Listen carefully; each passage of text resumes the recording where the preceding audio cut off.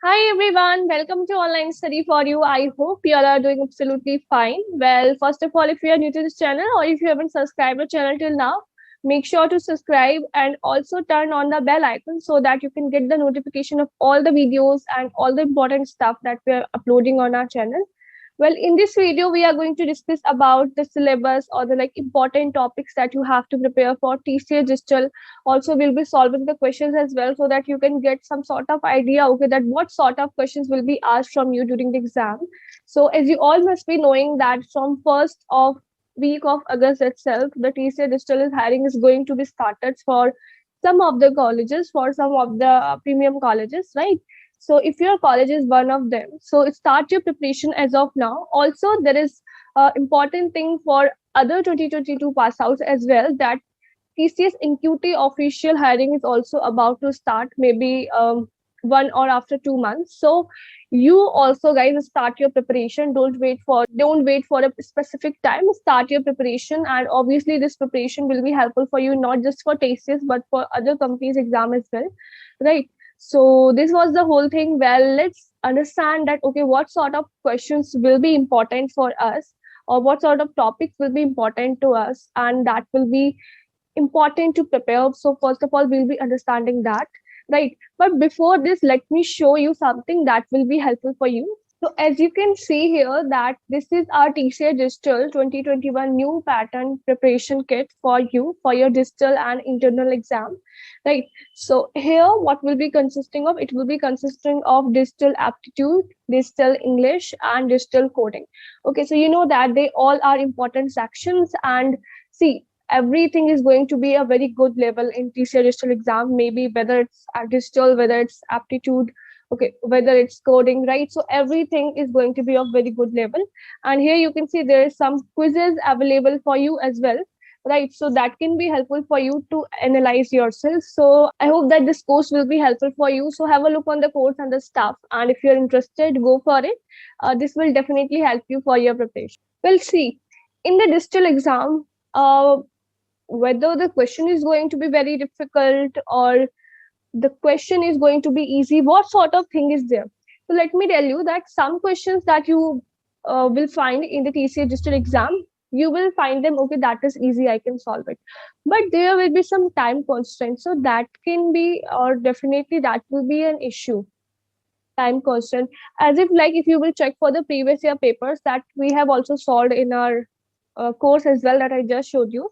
So here, what you'll come to know that okay, the question is easy, but you have to optimize it. You have to further optimize it. Otherwise, it won't be able to pass the private test cases. Maybe you are able to pass the public test cases, but you won't be able to pass the private test cases, right? So time constant means like, see, the input can be very, very large. So if suppose this is your input or like 10 raised to power 8. So obviously for this particular input, you cannot follow the approach of n square. You cannot follow an algorithm or approach that is having a time complexity of n square. You have to optimize it. You have to make it up to n or n log n. You have to check for other possible solutions, right? So that is the case which I'm trying to convey here. Like, let me remember that there was a previous year question based on prime numbers. Now, prime numbers you'll be able to solve. Okay, basically you have to print some pair and all in the previous year question. I'm not able to exactly recall the question, right? But see, there what will happen that just by using the algorithm that usually we use a normal algorithm, you won't be able to execute the test cases in the given time limit, right? So you have to look for any other optimized algorithm like a sieve of Eratosthenes. And even what I found that even for this algorithm also, the test cases were not passing. So you have to further optimize it. Okay. So lots of optimization is required, and how you will come to know that which data structure is going to be helpful, which data structure is going to be helpful for this problem, just by practice. There is no other alternative. So it's very, very important that you are clear with all the data structures, because obviously they'll be very helpful for you and they will further help you to optimize your solution. So whatever data structures are there, you have to be clear about them, like as heap, array, stack, queue, binary search tree, binary tree, and all, right? And then comes the important algorithmic concepts like as backtracking, backtracking, dynamic programming, right? Dynamic programming, greedy approach that we sometimes we can use greedy approach or greedy algorithm,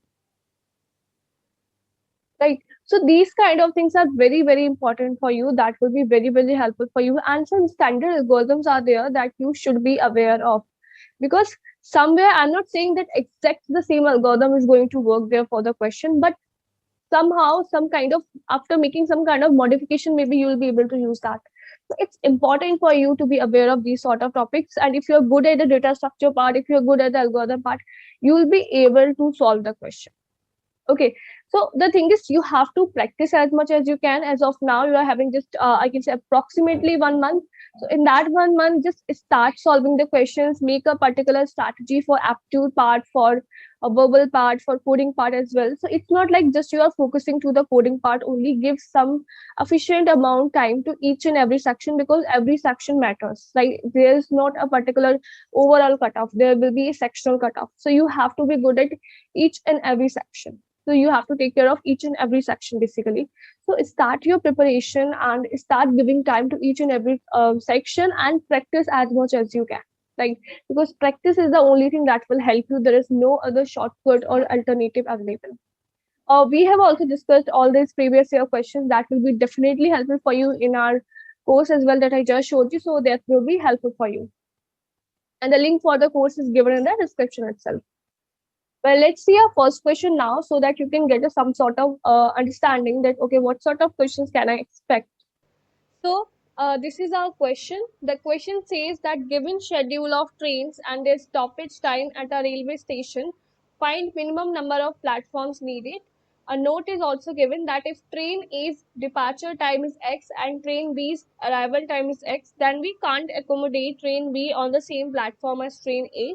Constraint is given. Now, this is the constraint that I was talking about. Now, you can see here the number of trains input. N is what showing, N is showing the number of trains. So you can see this can range from even 1 train to 10 raised to 5 trains. So that is why whatever algorithm you are using, you have to make sure that, okay, the time complexity should not be big of n square. Like you have to look for some approach whose time complexity is big of n log n or big of n, right? So otherwise what will happen if you will try with the brute force approach, if you will try to solve this with brute force approach having the time complexity of big one square, your private test cases is not going to pass. Perhaps maybe a case that you are able to pass the public test cases, right? And for A and B also there is some constraint given. Now they have mentioned that number of platform is always going to be greater than that of 0. Input given is, so you can see that first line contain and denoting number of trains. Next line contain two integers A and B denoting the arrival time and stoppage time of train. Now in the output we are getting single integer denoting the minimum number of platforms needed to accommodate every train. Time limit is also given, and this is the input given. Well, first of all, let's see that what basically they are saying. So, schedule of trains and their stoppage time is given to you. So you have to basically tell that how many number of platforms is needed to accommodate these trains. Also, they have mentioned that if train A's departure time is X and also train B's arrival time is X. So you can see this is leading to the situation of collision, because जब एक train आ रही है and at the same time दूसरी train जा रही है, so obviously you cannot accommodate both the trains at the same platform at the same time, right? So in that case, this is what they have mentioned clearly, so that is obviously clear. Now here you can see what is the input. We are having three showing number of three trains we have. Now we are having 10, which is showing the arrival time of train A, let's suppose A. 2 is the time for which it just wait on the platform. So what will be the departure time then? 10 plus 2, that is 12. At 12, so the train came at 10 and left at 12. So this is what you can understand. Then train came at 5 and left at 15, then 13, then 18. Now if you try to solve this problem, okay, let's take one by one pair and let's compare it to all the trains to the right side. Then again you are going with the brute force approach, and the time complexity will be the big O of n square, and which obviously in that, by using that approach, you won't be able to pass the test cases. So here I'm going to use the greedy approach. Now what this greedy approach is, so what we can do, just give the chance to the train which is arriving first, right? So this is what what will be striking to your mind as well. So you can see this 5 is 5. The train of the arrival time of this train is 5, obviously less than that of all the trains. So why not give the first chance to this train first? So for this, I'll be doing what? I'll be sorting my the arrival time of the trains 5, 10, 13. Then again, I'll be sorting the departure time of the train. So I'll be having 12, 15, 18. Right. Now you know that already we can assume that, and even the question itself is mentioned that at least one train will be there at the platform. So I'll be taking 2 pointers I and J. Right. What I'll be doing, I'll be taking 2 pointers I and J. So I will be pointing to the arrival time of next train. Why not the first train? Because I have already assumed that okay, this train is present. This train is present, or this train has been to the platform. Right. So this is my I is pointing to what, and this is my J.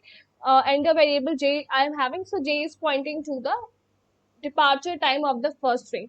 So now here I'm trying to handle the situation of collision. So when collision will happen, if the departure time of the train, if the departure time of the first train, let's suppose this train we are having, so if the departure time of this train is greater than that of the arrival time of the next train. So here we are having 10, here we are having 12, 10 and 12. So obviously you can see this train has not left the platform yet. So I cannot accommodate, I cannot have any other train at this particular platform. Right, this is obviously clear. Okay, so in that case, I need one more platform. So let's take two variable to keep track of that.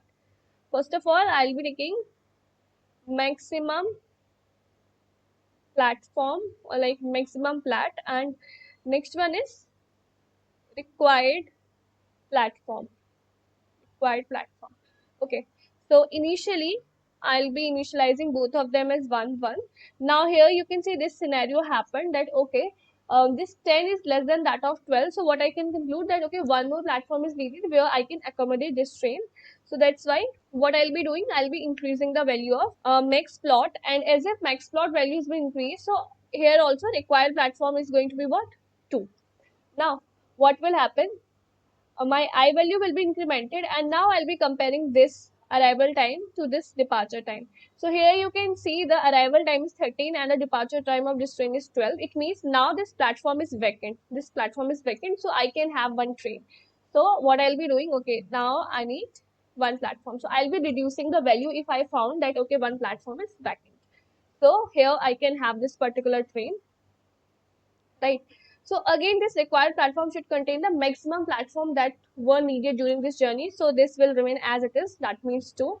Now my J value will be incremented, and that will be pointing to 15.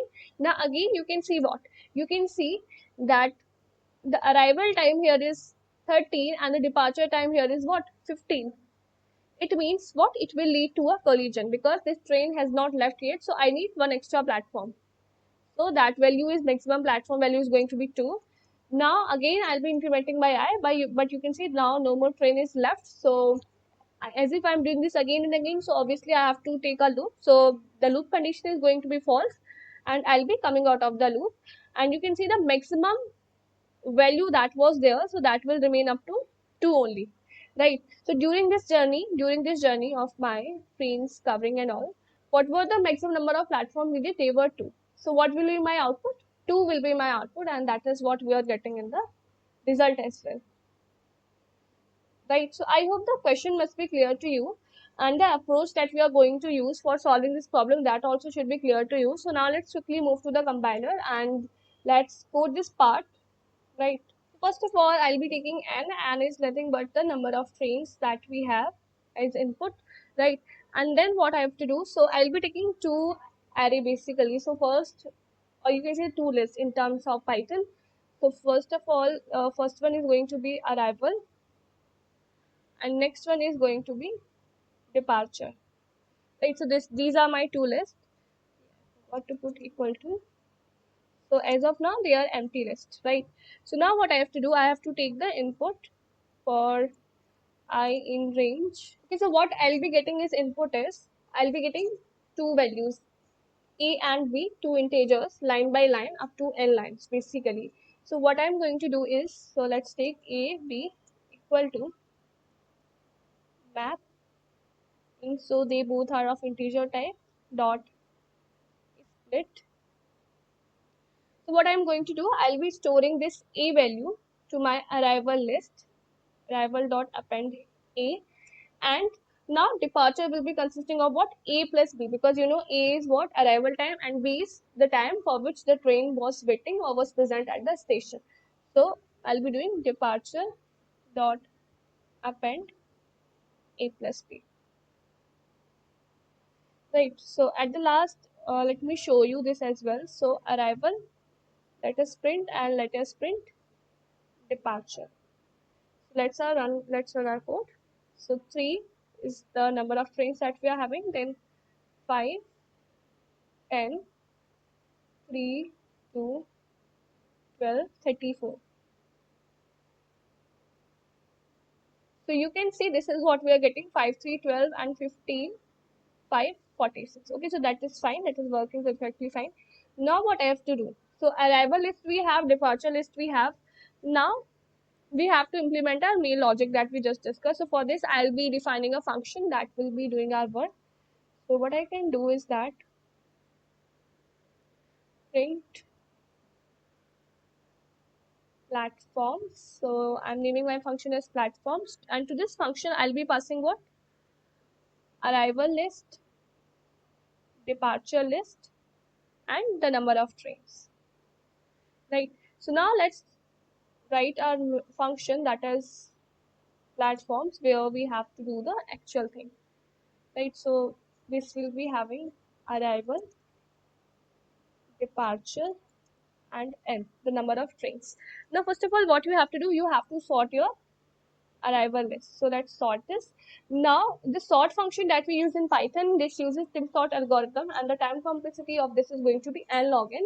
So if you will talk about the overall time complexity of this solution, so that is going to be n log n, right?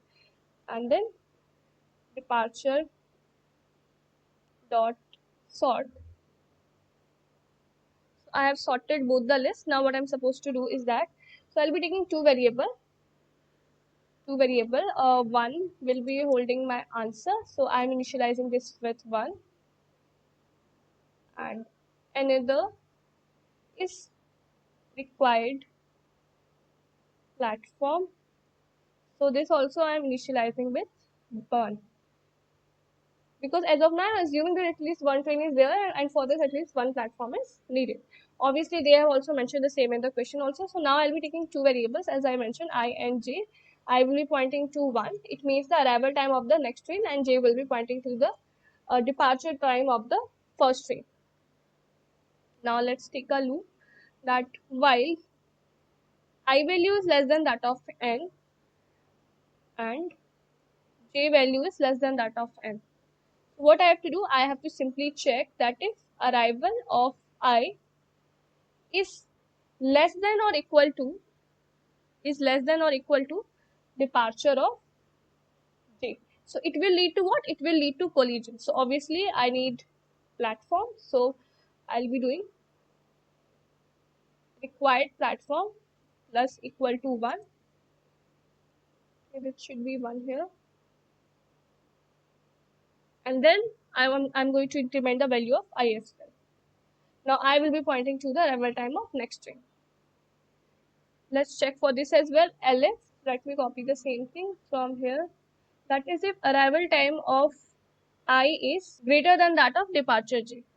Okay, so if that is the condition, what I need, so I'm going to reduce the value of required platform as we discussed in the approach also, minus equal to 1, and I'm going to increment the value of j now. So j plus plus we have. Okay, I cannot write like this in Python, so j plus equal to 1 I have to write. Now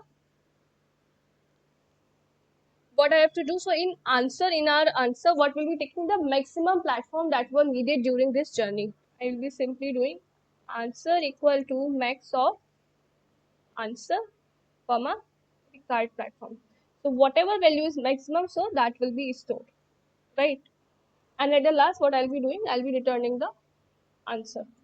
Okay, so the code part is done. So let's run our code now. So here's one mistake is that we cannot write like this in Python, or you can do like this, I comma j equal to 1 comma 0. So 1 will be assigned to I and 0 will be assigned to j. Okay, so now let's run it. So now let's give the input values. 3, it's the number of train, then 10, 2, 5, 10, 13, 5. So you can see we are getting 2 as the output. Now let's try for any other input. Let's run it again. So 3 things we are having 1, 49, then 5, 40, 10, 25. So for this we are getting 3 as the answer. So let's understand how. So for this we need one platform. Okay, so first of all you have to sort this, right? So arrival time you'll sorting, you'll be getting 1, 5, 10. Okay, this is already sorted, fine. And for, okay, let me write here so that you can get an understanding. 1, 5, 10 we have, and then we have what? Departure time. So for departure time, what we'll be having? 50, 50, 45 and 25%, that is 35. Fine. So first of all, we'll be having 35, 45, 50. This is how it is going to be. 35, 45, 50. Now just do one thing. You'll be comparing the arrival time of the next train with the departure time of this train. So you can see 5 value is obviously less than equal to that of 35. Okay, so obviously I need a platform for this particular train. Now my I value is going to be moving to 10 this time. So again you can say 10 is also what?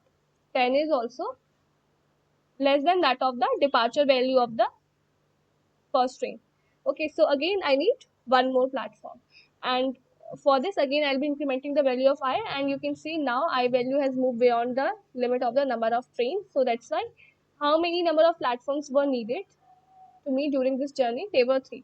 That's why we are getting 3 as the output, right? I hope the logic is clear to you. So let's see our next question, and I'll be sharing the approach of that particular question with you, and you have to tell me, and basically you have to write the code for that particular solution. Okay, this is the next question. This has also been asked in the thesis itself. So let's understand the question first, that given an integer n representing the number of stations lying between the source and a destination. So an integer is given to you representing the number of stations which are there between the source and the destination where you want to go. So there are 3 trains available for every station, and their stoppage pattern are as follows: that train 1, it stops at every station, train 2 stops at every alternate station, train 3 stops at every third station. So the task is to find a number of ways by which you can reach the destination from the source using any possible combination of trains. So you can use any possible combination of trains, and you have to basically reach to the destination. So how many number of ways do you have? This is what you have to determine. So for example, n equal to 2. N equal to 2 means that there are 2 stations lying between the source and destination. So what number of ways we are getting? That is 4. So let's understand the 4 ways that we can have. You can start your journey with train 1.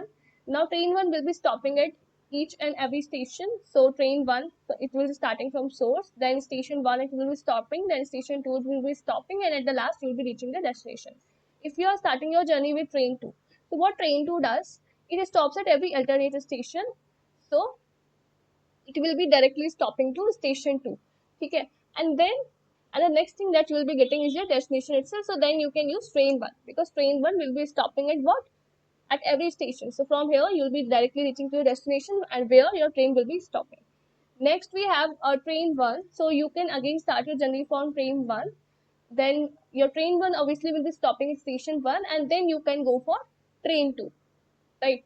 Other thing what you can do is you can start your journey with train 3. Train 3 stops at every third destination. Every third station, it means it will be directly stopping at the destination itself. So these were the 4 ways by which you can reach to your destination. And if suppose n value is 0, it means there is no station, then obviously there is one train that you can choose as train 1. Okay, because it will be stopping directly to your destination, because there is no station in between where it can stop. Okay, so no station is presented between the source and destination. Therefore, there is only one way to travel, by using train 1. Okay, so I hope the question is clear to you. Now, what you can do now directly, you will be able to understand this, that okay, this is a recursion problem. I can use recursion here. And what will be the relation if you'll be talking about the number of ways? So you can have, if you have to solve for this n value, so you'll be having of n minus 1 plus n minus 2. N minus 1 is for train 1 because it stops at every station. Then n minus 2 is for train 2, at it is stop at every alternate station. And then you have n minus 3 as well. Okay, but recursion is not a proper solution for this problem. Obviously the recursion will work and you will get the output as well if you'll be trying, but the thing is that you won't be passing the private test cases if you are trying the same in the exam itself. Now you know that recursion is a parent of dynamic programming. So here we are going to use the approach of dynamic programming so that you are not repeatedly computing the things that you have already previously computed. Right? That's why recursion is not going to work good in this particular problem, because here we will be doing what? We'll be doing the multiple computations of the same thing, of the same problem that we have already solved. So that's why you will be using dynamic programming here. So your task is what? Just use the dynamic programming for this problem. Solve the problem, write the code and comment your code in the chat box. Right? So this is it for this video. I hope you have found this video useful. Make sure to hit the like button. Also, please check out our course on TCS Digital Pattern. That will be very helpful for you. The link is given in the description itself. Thank you for watching this video. Bye bye. Happy coding.